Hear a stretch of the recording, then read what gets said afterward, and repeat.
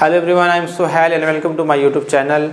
जैसा कि आप लोगों को मालूम है कि क्लास 10th का जो बिहार बोर्ड का एग्ज़ाम था वो हो चुका है। अब मैं क्या करूंगा कि मेरा जो फुल टारगेट है, जो कि 26 तारीख से 26 अप्रैल से जो डेट आया हुआ है सीबीएसई का, उसमें मैथ का डेट कब होता है वो मुझे नहीं मालूम। मेरा जो फुल फोकस जो होगा उसके ऊपर होगा। मेरा ये टारगेट है कि मैं आज से जो स्टार्ट कर रहा हूँ, मैं एपी चैप्टर से स्टार्ट करूँगा। अब मैं कोशिश करूंगा कि 1.5-2 मंथ के अंदर में जो भी सेकंड टर्म का सीबीएसई का क्लास 10 का सिलेबस है उसको मैं कवर करूं। तो आपके लिए बहुत फ़ायदे वाला सेशन चलेगा। ये जो मेरा पूरा सेशन लाइन से चलने वाला है वो बहुत आपके लिए प्रॉफिट होगा अगर आप सीबीएसई से क्लास 10 का एग्ज़ाम दे रहे हैं। एक मैं न्यू चैप्टर के साथ यहाँ आ चुका हूँ। मैं चैप्टर के बारे में बताऊँगा, उसके अंदर जो एक्सरसाइज में प्रॉब्लम कैसे सॉल्व करना है वो भी मैं आपको बताऊँगा। तो बिना टाइम बर्बाद किए, अपना टाइम वेस्ट किए, हम लोग सीधा अपने चैप्टर पे आते हैं। जो चैप्टर हम स्टार्ट करने वाले हैं, अर्थमेटिक प्रोग्रेशन, बहुत ही इंपॉर्टेंट चैप्टर है ये। क्लास 11th में भी आपको पढ़ना है। एपी यहाँ पढ़ना है, जीपी और एचपी क्लास 11 में पढ़ना है। अभी आपको जानना है एपी होता क्या है। जैसे मैं ठीक है, तो मैं क्या करूँगा, एपी को एग्जाम्पल से समझूंगा कि एपी होता क्या है। देखिए, मैं छोटा सा एग्जाम्पल लेता हूँ। जैसे कि आपने किसी बैंक में पैसा जमा किया, जैसे मान चलते हो मैंने आपने बैंक में 2500 रुपये जमा किया। ठीक है, किस ईयर में जमा किया आपने? 2022 में। समझिएगा, आपने बैंक में 2500 रुपये जमा किया 2022 में। बैंक वाले ने बोला कि हर साल जो है वो आपका जो पैसा है, वो आपका जो अभी अमाउंट है उससे 400 बढ़ा के दिया जाएगा हर साल। तो आप बताइए, और आपसे लास्ट में आपको क्या करना है, वो बैलेंस को पता करना है कि 2032 में अगर हम वो पैसा निकालते हैं तो टोटल अमाउंट कितना हमको मिलेगा उस बैंक से। फिर से समझिए, जैसे कि क्या हुआ, आपने 2500 रुपया किसी बैंक में जमा किया 2022 साल में। इस ईयर में आपने किसी बैंक में 2500 रुपया जमा किया। बैंक वाले ने क्या बोला कि हर साल 400 रुपया बढ़ा के आपको दिया जाएगा आपके अमाउंट के अकॉर्डिंग। तो आप अब बताइए कि 2032 में अमाउंट कितना लेके हम बाहर निकलेंगे। तो इसको जो पता करेंगे, कैसे पता करेंगे, तो इसके लिए एक रूल आया, एक चैप्टर बनाया गया। वो चैप्टर क्या है? Arithmetic progression. दूसरा एग्जाम्पल मैं देके जाता हूँ। मैं सबसे सीधी बात कि जैसे मान के चलते, मैं एग्जाम्पल इसको हटा देता हूँ, एक एग्जाम्पल लेता हूँ। जैसे ये एग्जाम्पल आपने समझ लिया। अब मैं ये एग्जाम्पल बताता हूँ। जैसे कि आपका अभी जो सैलरी है वो सैलरी कितना है? 10,000 रुपया है। ठीक है, 10,000 रुपया जो है वो आपका अभी जो आप जिस कंपनी में जॉब कर रहे हो, आपका सैलरी है 10,000 रुपया। ठीक है, आपको क्या करना है, आपको दूसरे कंपनी में काम करना है। दूसरे कंपनी मतलब मान के चलो आप छोटे मोटे आप किसी कंपनी में काम कर रहे हो, कल के दिन मान के चलो आपको रिलायंस कंपनी में जॉब लग गया, पर वहाँ पे कुछ कंडीशन आपको दे दिया। एग्जांपल समझा रहा हूँ। जैसे आपको कोई कंडीशन दे दिया कि आप जहाँ जॉब करके आ रहे हो, जब आपका वहाँ पे जो सैलरी है वो आपको अगर 30,000 पहुँच जाता है, मतलब आप 30,000 रुपया पर मंथ कमाते हो, तब जाके आप इस एलिजिबल हो गए कि मैं आपको रिलायंस में जॉब दूंगा। और ये जो कंपनी में जो काम कर रहा है, जिसमें उसका सैलरी 10,000 है, ये कंपनी वाला ये सेट किया है कि वो हर साल जो है वो 4,000 रुपया जो है इंक्रीमेंट करेगा, 4,000 रुपया बढ़ाएगा। तो इस हिसाब से बताइए कितने साल के बाद वो इस लायक हो जाएगा कि वो रिलायंस कंपनी में जॉब करे। ये सब भी पता करने के लिए क्या रूल आप अप्लाई करते हो? Arithmetic progression. मैंने क्या बोला, मैं फिर से बोल देता हूँ। मैंने क्या बताया था, आप किसी कंपनी में जॉब कर रहे हो, वहाँ पे आपका सैलरी क्या है? 10,000 रुपया। अभी लेटेस्ट का बात कर रहे हैं, 10,000 रुपया सैलरी है। कंपनी ने ये सेट किया कि हर साल कितना इंक्रीमेंट करेगा?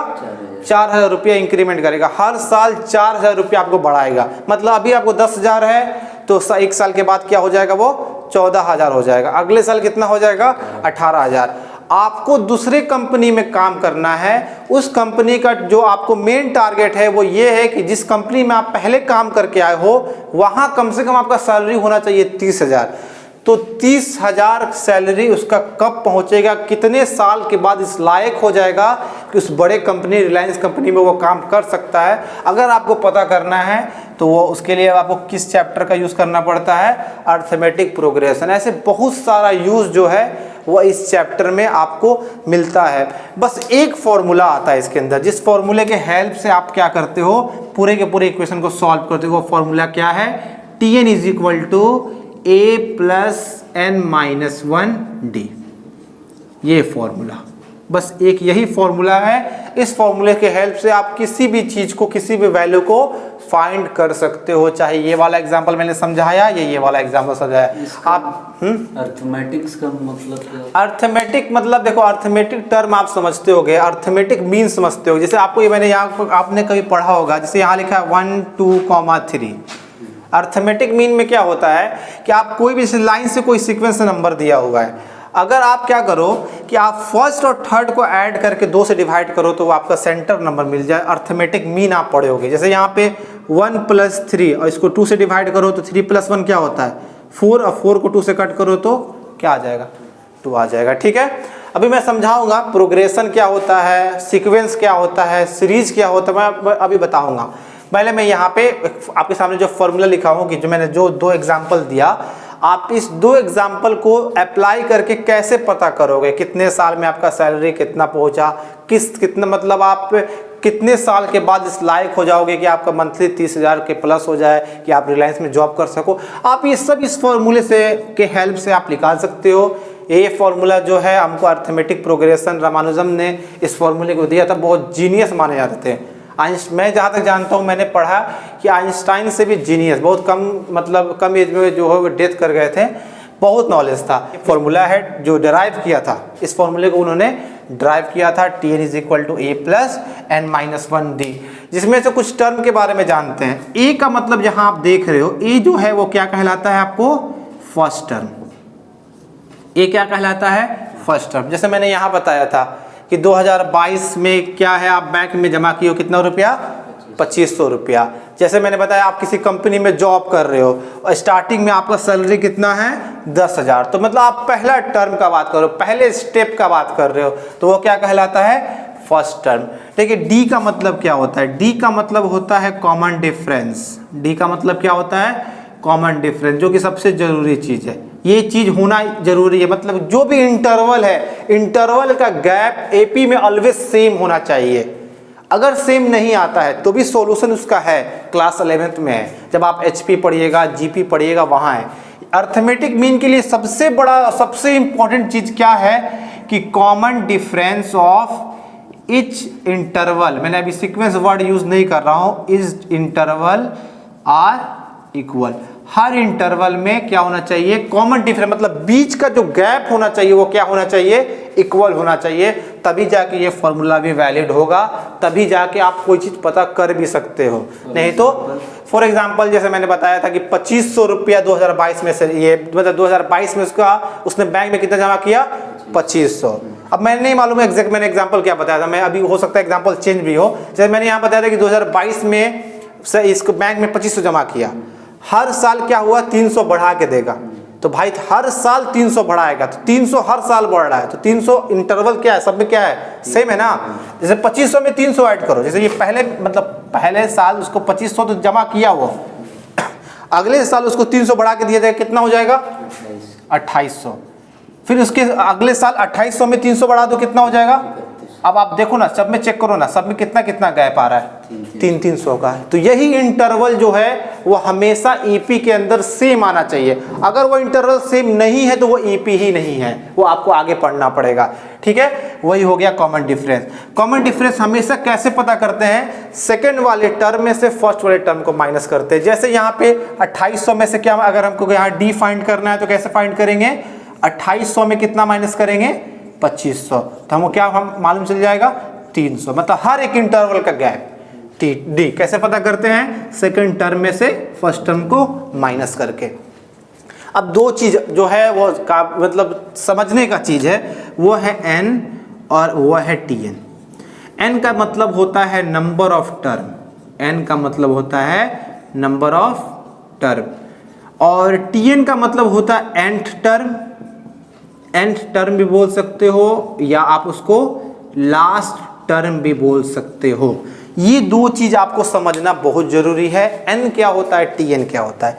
एन देखिए, एन का मतलब मैं फिर से आपको समझा दूं, टीएन का मतलब देखिए, मैं सबसे पहले टीएन बता दूं मेरे सामने, क्योंकि एग्जाम्पल मौजूद है इसलिए मैं पहले टीएन का बात करता हूं।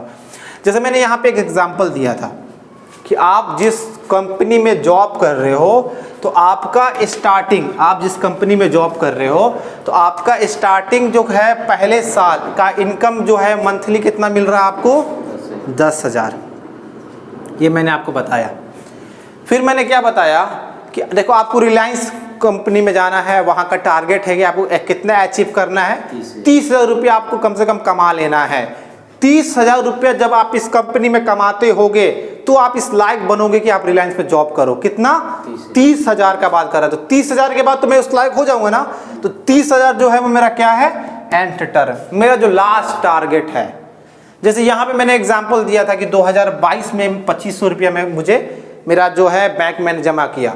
हर साल बैंक हमको 300 रुपया बढ़ा के देगा, तो हमको बताना है कि 2032 में हमको फाइनल कितना रुपया लेकर मैं लिख लूंगा। तो वो 2032 में जो हमको मिलेगा वो क्या होगा? एन या टी एन? टीएन होगा आखिरी चीज। और एन क्या है कि 2022 से लेकर 2032 तक में कितना टर्म आ रहा है। तो भाई 2022 के बाद 2023 आ रहा है, 2024 आ रहा है, 2025 आ रहा है, 2026 आ रहा है, तो ये सब क्या कहलाएगा? Number of term. वैसे यहाँ पे जैसे मेरा अभी 10,000 सैलरी है, मेरा मेन टारगेट क्या है? कितना सैलरी करने का? 30,000।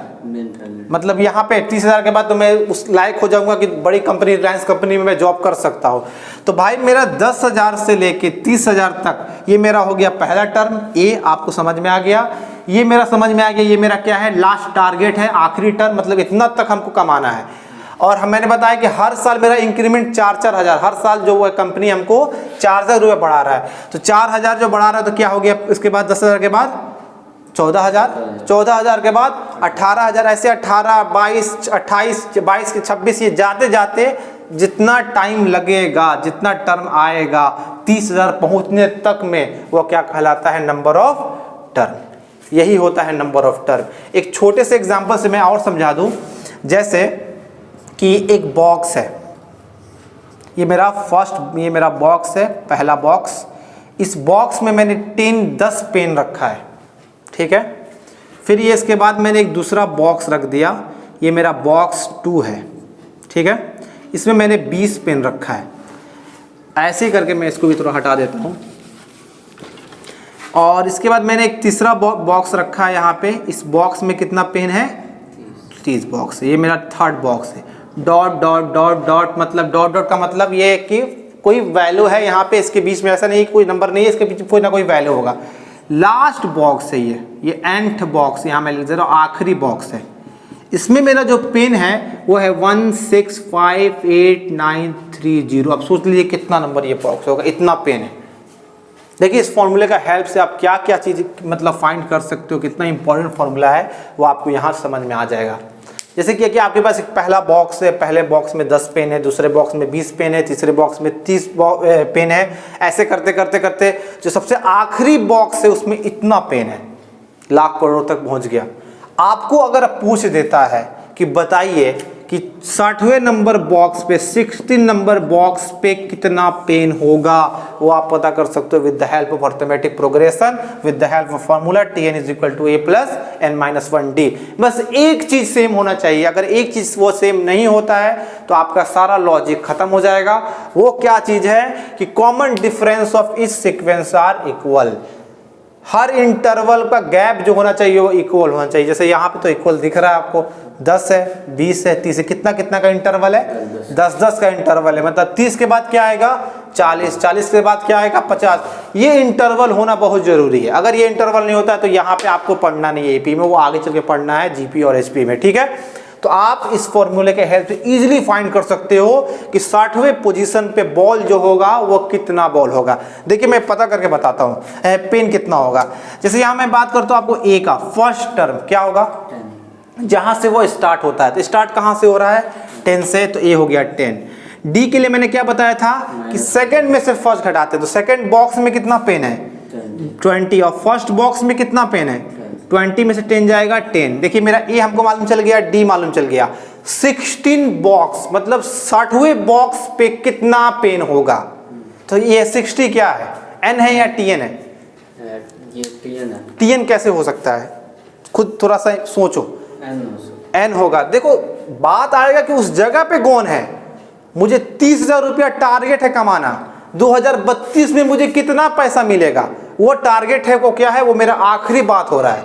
यहाँ भी वो पूछ रहा है, जैसे यहाँ पे देखो ना 10 को हटा दो, 10 के बाद मान के चलते हैं 10 के बाद पहला पोजीशन मैं इसको लेता हूँ, तो पहला पोजीशन जो बोल रहा हूँ वह n है, उस पोजीशन में पिन कितना है, वो Tn है।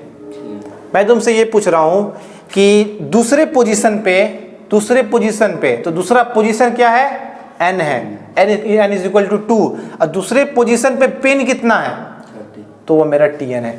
वैसे मैं पूछ रहा हूँ तीसरे पोजीशन पे, तो n क्या है, 3, उस पे पेन कितना होगा, ऐड करके देख लो तो 30 है तो 10 के बाद 20 है, 20 के बाद 30 है, तो वो कितना होगा, 40 होगा। वैसे मैं तुमसे पूछता हूँ चौथे पोजीशन पे, तो चौथा पोजीशन क्या है, n है, तो उसका पेन कितना होगा, 40। वही चीज है। वैसे पूछा था 16 पोजीशन, तो ये क्या बता रहा है, फाइंड कैसे, हाँ मतलब ये क्या बता रहा है, n या Tn, n बता रहा है। हाँ, फाइंड कैसे करते हैं वो भी मैं बता देता हूँ। n तुमको बता रहा है कि जो 60वें पोजीशन है, 16 पोजीशन पे जो बॉक्स है, तो ये n बता रहा है। आपको अब बताना है कि उस बॉक्स में उस पोजीशन पे कितना पेन मौजूद होगा।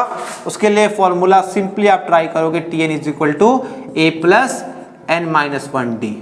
t n की जगह पे मतलब किस पोजीशन में आपको पता करना है, 60वें पोजीशन पे, तो 60वें पोजीशन का पता कर सकते हो आप। a का वैल्यू की जगह पे 10 पुट कर दोगे, n के जगह पे n का वैल्यू कितना दिया हुआ है यहाँ पे 60 माइनस 1, और d की जगह पे आप क्या रखोगे 10, तो यहाँ हो जाएगा 10 प्लस 60 में से 1 जाएगा तो क्या होगा 59 इंटू 10, तो ये हो जाएगा 10 प्लस 59 को 10 से इंटू करेंगे तो 590 में 10 ऐड करेंगे, मतलब 600 पेन मौजूद होगा 16 पोजीशन वाले बॉक्स के अंदर। ये है इस फॉर्मूले का खूबसूरत सा, बहुत खूबसूरत यूज। आप ऐसे पता कर सकते हो। कैसे काउंट करोगे भाई, चौथे पे 40, पांचवे पे 50, छठे पे 60, इस तरह पता करते रहोगे, आप इजीली फाइंड कर सकते हो। बहुत यूजफुल चीज पूछता है।